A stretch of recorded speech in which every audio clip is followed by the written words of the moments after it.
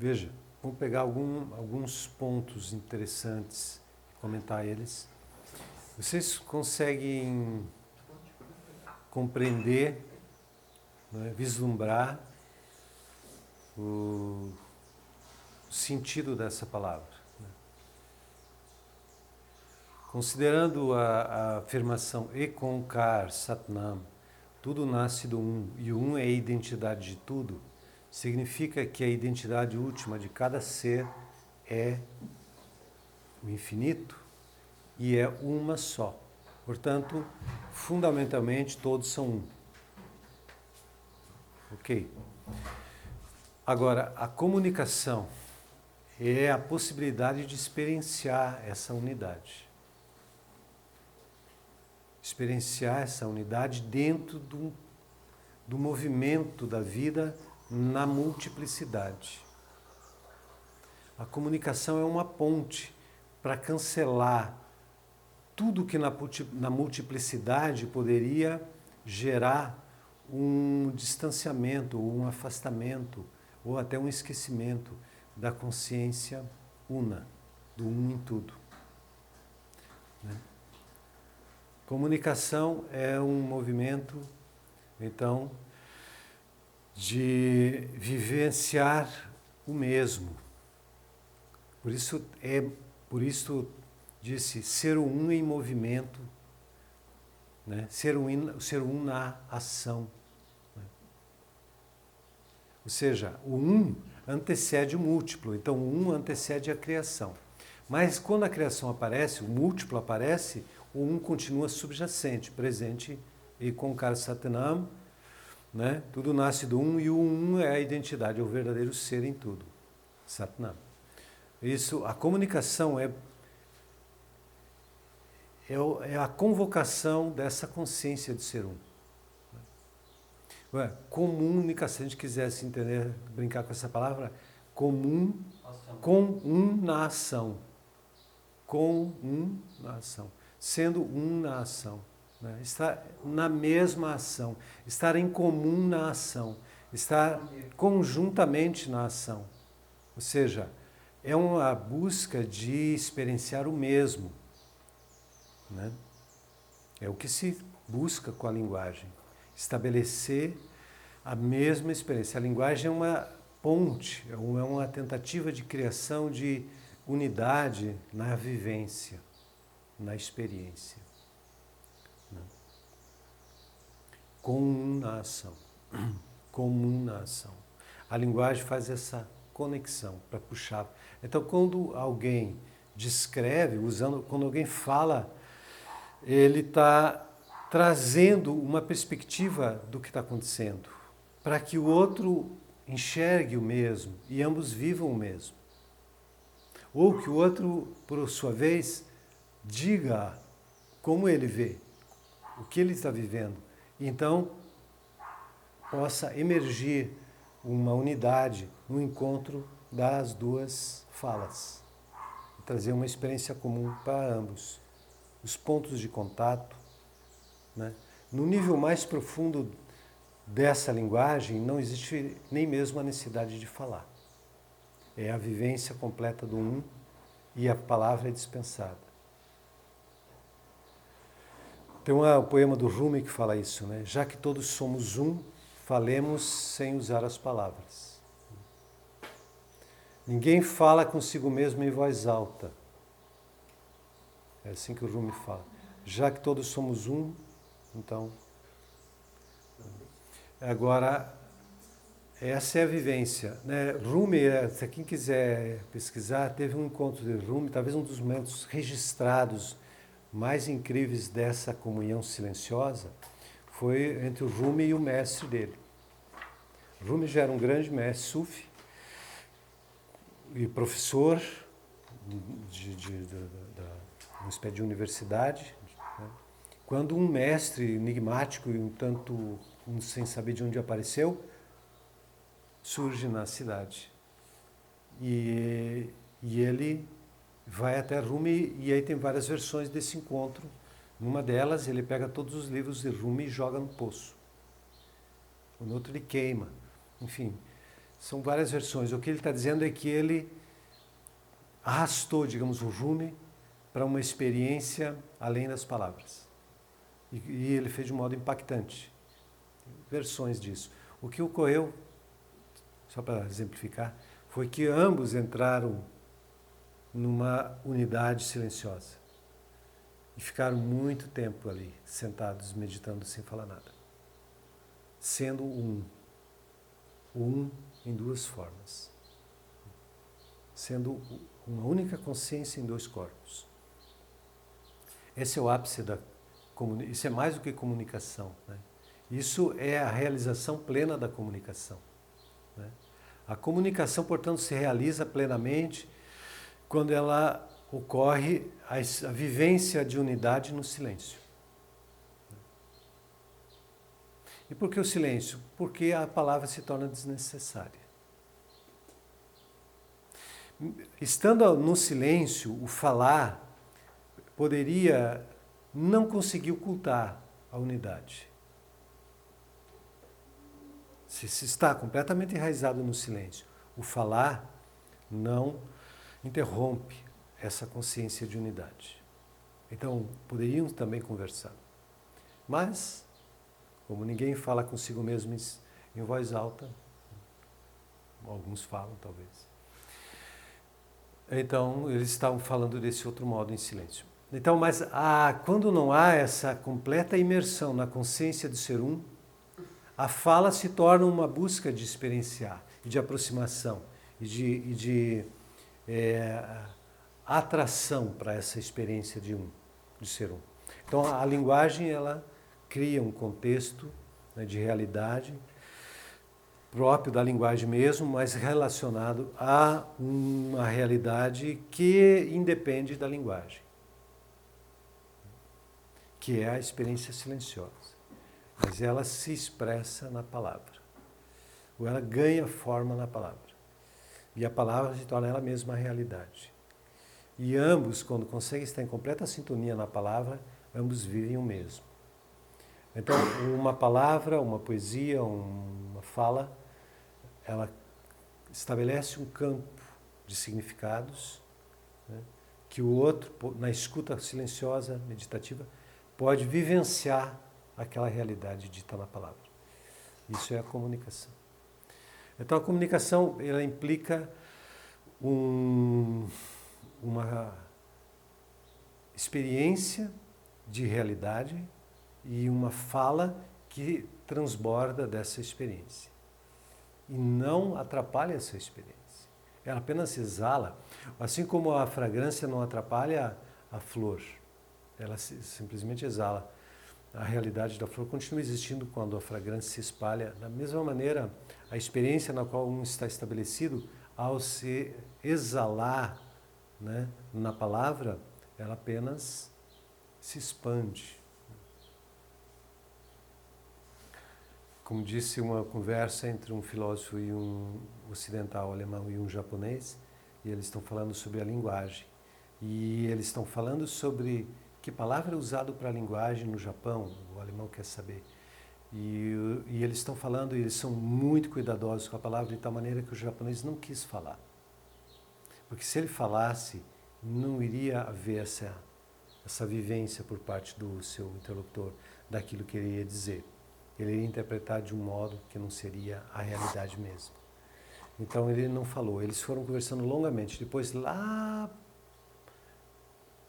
um bom tempo adiante na conversa, o japonês fala, agora dá para dizer como é linguagem em japonês. Daí o alemão fica todo atento para escutar. Ele fala, é a fragrância de uma flor do pessegueiro. Isso é a linguagem. É uma fragrância. É algo que te faz sentir, te puxa para dar atenção para algo. Então a linguagem é uma fragrância, é uma chamada de atenção, é um dizer, olha para cá, observa isso. É o que te leva a olhar. Então a linguagem, ela te puxa para dar atenção para a fonte de onde emana essa fala. E então é possível, na escuta atenta, acessar a realidade de onde emerge essa fala. E que não é diferente, assim como a flor e o aroma são o mesmo. Não existe o aroma sem a flor. E a flor, inevitavelmente, emana o seu aroma. Assim, o ser humano pode viver uma realidade completamente visceral e, inevitavelmente, ele fala. O ser humano é alguém que existe na linguagem. Pode ser, não falar já é linguagem. Sempre é linguagem. O corpo é linguagem. O olhar é linguagem. O gesto é linguagem. Tudo é linguagem. Sempre já se está dizendo. Não tem um momento que você já não esteja dizendo. Só por existir já está dizendo. A forma já está dizendo. Tudo já está dizendo. Então, comunicação é uma possibilidade de vivenciar o um na ação, dentro da multiplicidade. E quando se usa palavras, é preciso entender, então, esse sentido fundamental da comunicação. Quando você fala, você está lançando essa ponte ou essa chamada para vivenciar o mesmo. E o que é isso que você fala? O que é que você fala? Como é a sua fala? De onde vem o que você fala? E para quem você fala? Que outro é esse? É tão outro assim? A linguagem está buscando exatamente ultrapassar a ideia de outro e chegar na experiência do mesmo, do um. Então, veja que é preciso cuidado na linguagem. Aqui, ó. É preciso compreender o outro. E aqui fala de outro como, esse outro como a diferença, claro, né? Então nós temos sempre, simultaneamente, a identidade e a diferença. A identidade é o um, a diferença é o modo como esse um aparece em cada forma. É diferente, são diferentes, né? A partir da unidade,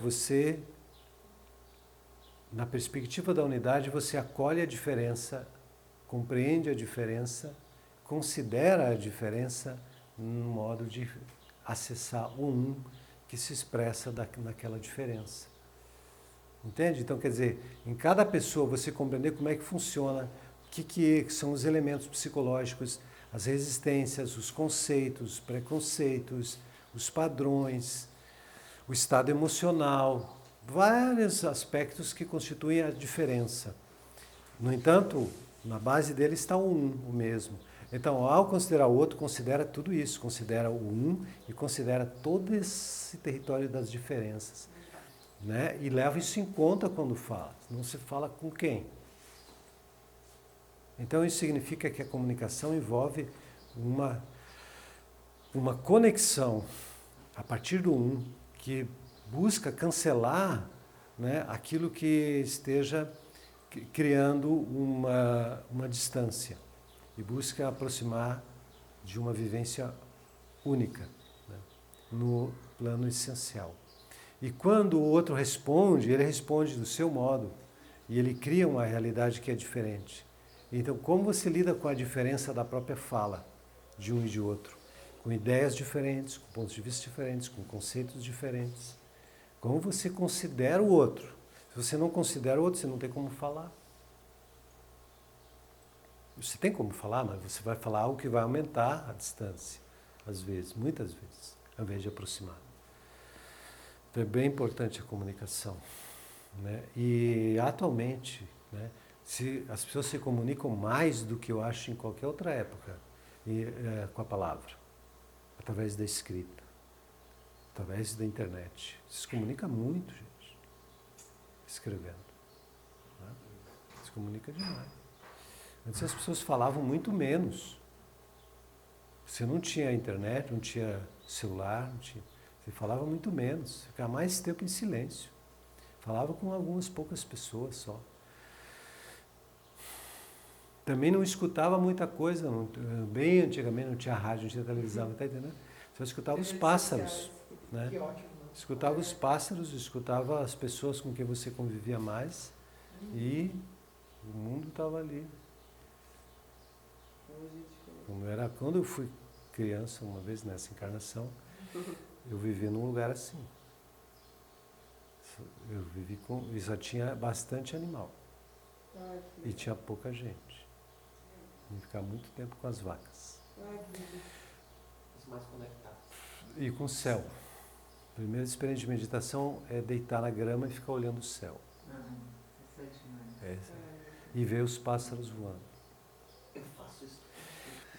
Então, assim, atualmente a gente se comunica muito mais. Então, nós temos mais estímulos. Então, é preciso resgatar a consciência da comunicação. A gente está se comunicando e nem se dá conta, às vezes. Então, resgatar essa consciência da comunicação, a consciência que você já está sempre dizendo, né? E o que é isso que você está dizendo e para quem. Isso é fundamental considerar. Então, isso aqui. Conhecimento que você tem da pessoa. Agora, se você quer, se a intenção da comunicação é realmente algo que faz jus ao nome comunicação, ela precisa considerar o outro. Essa consideração da condição do outro, né, em termos diversos, energéticos, conteúdos, nível de conhecimento sobre o que for falado, conceito, preconceito, resistência, tudo isso ser considerado, então, a fala acontecer. Isso essa característica amorosa, né, que está colocada aqui da comunicação, ela é muito essa característica empática, essa coisa de fazer vínculo.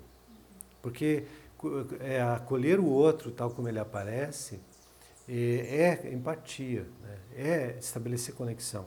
E então enxergar esse outro, enxergar esse um que está além do outro também. Então enxergar a unidade e a diferença ao mesmo tempo. E poder então se comunicar para atravessar a diferença e experienciar a unidade. E para você atravessar a diferença, gente, para atravessar a diferença não é cancelar a diferença não será cancelada, entendeu? Na marra, por exemplo, com dogma, com imposição, com pressão. Não é. Aconteceu num grupo, né? Aconteceu essa semana, 7, 8 dias atrás, aconteceu num grupo do WhatsApp, de um curso lá do Rio, que eu dei há 3 anos atrás. Aconteceu que dentro esse grupo é muito ativo, um dos grupos que mais se manteve fazendo prática, né, e procurando crescer dentro do estudo e da prática do Kundalini Yoga. Eles se encontram mensalmente, fazem um sadhana, combinam quem vai dar aula, tem um tema de estudo, todo mês eles fazem isso. Né? Bem unido o grupo nesse sentido. Mas tem grandes diferenças de pontos de vista entre umas 2 pessoas, pelo menos, bem diferentes das outras. Em vários sentidos, e em outros sentidos muito parecidos. Mas em alguns aspectos bem diferentes. E essa pessoa se comunicou com a turma sobre questões políticas. Se comunicou com a turma de uma maneira inacreditavelmente inoportuna e completamente equivocada na forma de se comunicar. Gerou um problema. Por questões políticas. A posição política dela, vocês podem imaginar. Ela viajou comigo para a Índia. E ela é uma pessoa muito legal, muito generosa, muito amorosa. Tudo. E foi bem legal a viagem com ela, foi até divertida a viagem com ela. Tudo. E ela é professora de yoga, mas ela tem uma formação, digamos assim, bastante influenciada por posições políticas autoritárias. Bem.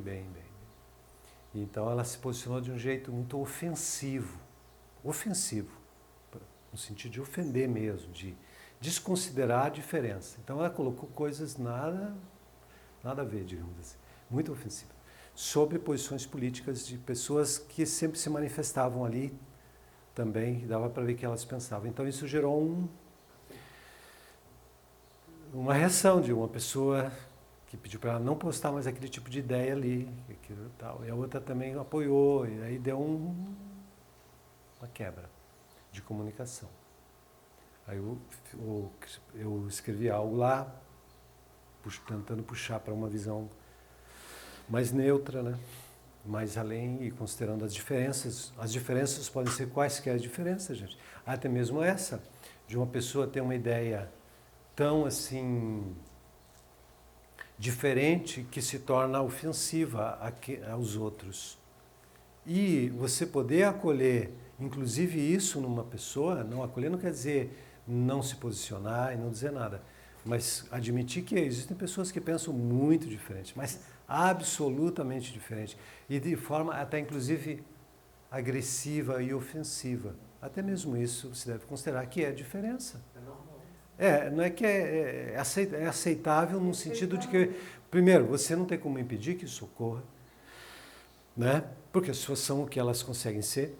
E outra, como você se comunica com alguém assim? Você corta a comunicação?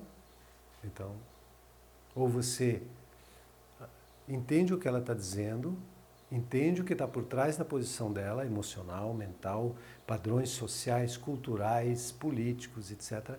Você compreende isso e você consegue aí responder de uma maneira que leve a pessoa a refletir sobre a posição dela sem você precisar ser ofensivo com ela também. Porque caso contrário começa logo uma briga verbal ao invés de haver um diálogo.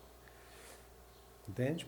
Então, isso se chama compreender o universo do outro, acolher no sentido de receber para entender e então responder sem que você precise deixar de lado o que você percebe da realidade, mas trazendo de uma maneira que faça ponte, como depois no comentário que eu coloquei, quando você, num diálogo, você pega as ideias de outra pessoa e você faz uma caricatura das ideias da outra pessoa e leva ao ridículo as ideias da outra pessoa. Você está num debate e numa guerra de argumentação, você não está num diálogo, você está criando um abismo e não uma ponte. Mas se você pega o que a pessoa diz e você argumenta baseado no que ela está dizendo e você mostra onde, no que ela está dizendo, existe algo que você percebe de outro modo, para você mostrar esse outro modo, você está dialogando. Né? Mesmo que você saiba que talvez a pessoa não esteja tão interessada em entender e queira simplesmente agredir verbalmente. E descredenciar quem pensa diferente dela. Mesmo que você entenda isso é parte do que ela está mostrando sobre ela, entende, gente? Esse é o nosso problema, é um melindre pessoal que leva a uma reatividade defensiva que interfere na comunicação. Com a ideia do yoga, é você acolher mesmo quando a pessoa está nitidamente usando uma argumentação bem fraca, inconsistente em termos assim literais, né? E o que ela está ocultando apenas uma intenção de agressão.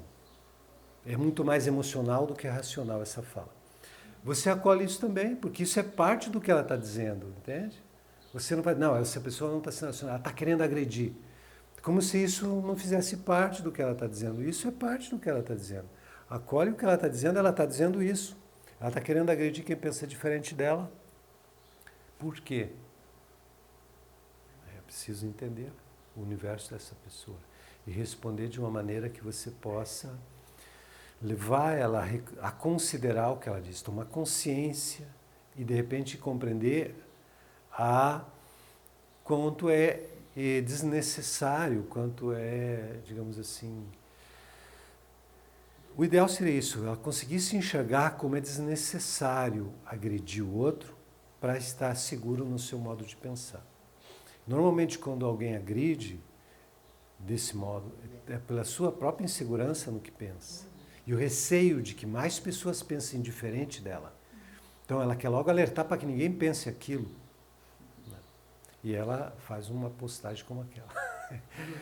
Ou ela diz alguma coisa que vai ridicularizar quem pensa diferente, entende? De uma maneira, assim, ofensiva até, agressiva. Desse modo, ela supõe que pessoas não pensarão mais assim e as que pensam vão estar levando, né, uma agressão. Tipo, você está fazendo uma catarse em cima de quem pensa diferente e talvez isto seja suficientemente forte para levar essa pessoa a dizer, pô, eu não posso pensar assim, é muito ridículo pensar assim. É uma tentativa. Mas você recebe uma comunicação assim, você está em contato com um do outro, você está em contato com aquilo que não está falando ali. O que está falando é a diferença, o que está falando ali é a condição psicológica e emocional dessa pessoa. A necessidade dela agredir, a necessidade dela fazer uma catarse, etc, etc. Gente, só que eu quero chamar a atenção para isso. Acolhe isso como parte da fala. Não considere a fala só as palavras. A fala é também o gesto, a fala é também a carga emocional das palavras. E a intencionalidade das palavras. Não só a literalidade da palavra. Então, a comunicação ela melhora quando a gente consegue ter essa abordagem. Quando você responde de uma forma que tem um grau de ofensividade, você já está basicamente fazendo o contrário do que é o sentido original da palavra comunicação. Você está querendo aumentar a diferença, reforçar a diferença. E dizer, de fato, nós não pensamos igual. Né? Quer dizer, você não está buscando ponte, você está buscando confronto. E nesse confronto você está se defendendo. E nesse confronto você está, de certo modo, também induzindo, né, que o outro mude de ideia e pense igual a você. Né? E se não mudar, pelo menos vai levar uma porrada verbal. Né? Mais ou menos isso que acontece.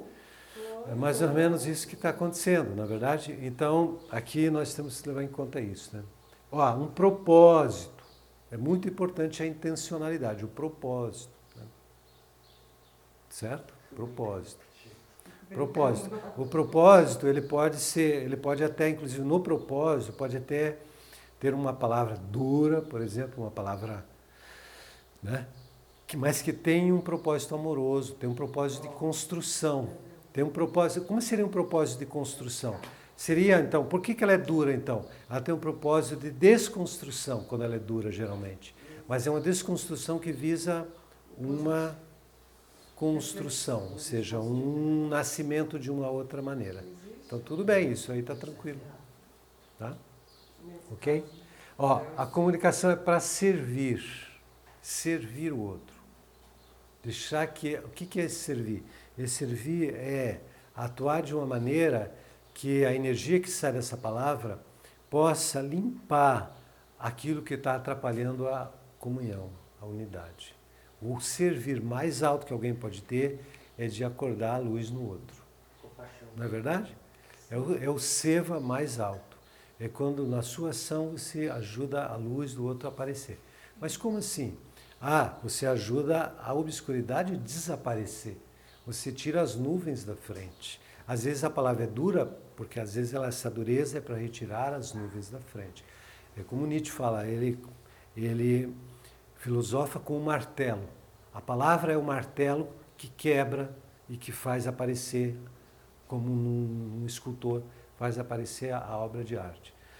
Né? A obra de arte é a luminosidade de cada um. E o martelo é aquilo que tira tudo aquilo. Como um grande escultor que fala assim, como é que ele fez aquilo? Ele falou que aquela figura já estava ali, ele só facilitou para que ela aparecesse. Né? Então o martelo ele vai desconstruindo. Né? Então às vezes a palavra dura é uma palavra que desconstrói o que está sendo obstáculo ao surgimento. Então o seva, o servir, ele precisa ter esse sentido, e tem um sentido amoroso no servir, né? O servir sempre tem um sentido de consideração. Considerar a existência do outro, gente. Considerar o outro que está ali. E considerar esse outro, mais que tudo, como o não tão outro assim, como o de onde emerge o outro. E aí nós temos um outro que é apenas um território que está entre o e o mesmo.